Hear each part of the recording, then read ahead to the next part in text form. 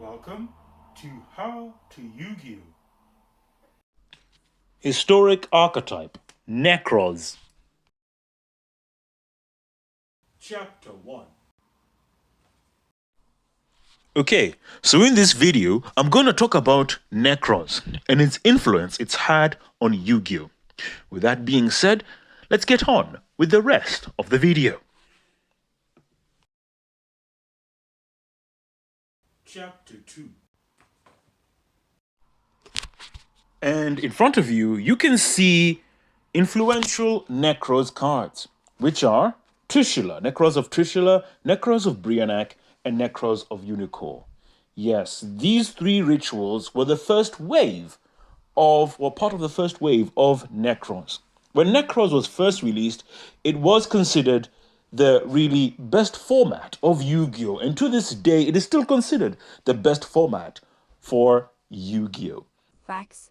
In TCG especially, as it was a very skillful format. Loads of decks were viable, and it was when a lot of people believe Yu-Gi-Oh! Peaked, as it was the best point of Yu-Gi-Oh! And playing the game, whether it was for competitive players, for casual players. And I remember that time very well. Yu-Gi-Oh! Was in a very good place. We had loads of players, loads of people came in. Great time to play the game. And when it came to the competitive scene, especially with Nekroz of Trishula, as you can see that effect, they were very skillful with how it was played, especially the mirror matches.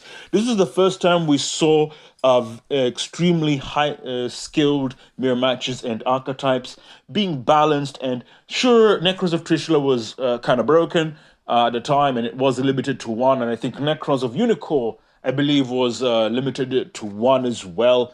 I don't think there was any Nekroz that was banned. And if we go to the next slide, we can see the Nekroz of Alkyrus was really quite useful, as this was battle phase ender. We did have obviously Swift Scarecrow that ended the battle phase, but this was a very effective way of ending the battle phase. We had Nekroz of Gungnir, giving your Nekroz monsters card effect protection. This was something at that time no other archetype had this. This was a very new thing, especially with Nekroz of Gugnir's effect being able to activate in the hand, give a Nekroz monster protection, meaning you were safe from cards like Mirror Force, Raigeki, Dark Hole, things like that. It was absolutely insane.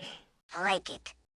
Very, very extremely skillful deck, and had a very high ceiling for the time period.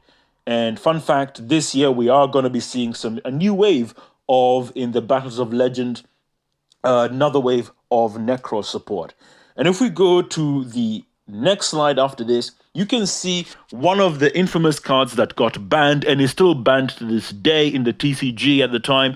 And it was only in OCG that they banned it in 2020. So they had that card for quite a long time.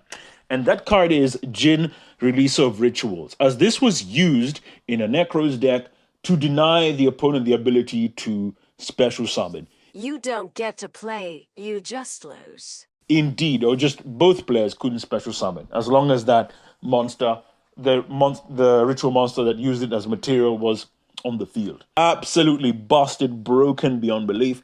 But outside of that, the other Nekroz ritual spells, which are Nekroz Cycle, Nekroz Kaleidoscope, and Nekroz Mirror, all these three are fantastic ritual spells that have aged fantastically to this day, and I believe are considered the best ritual spells of all time in Yu-Gi-Oh! I don't think any ritual spell gets as close, even close to the greatness that these three ritual spells get to. While there's the Gishki cards, which had the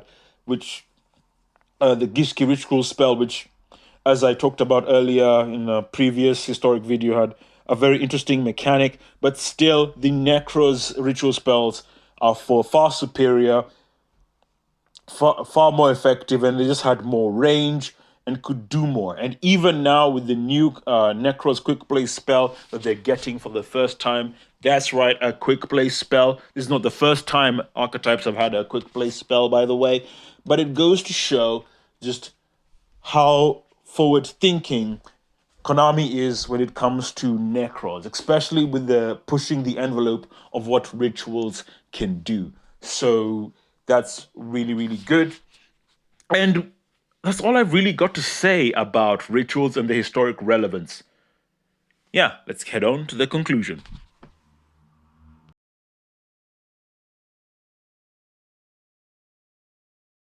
Final chapter. And here we are at the conclusion.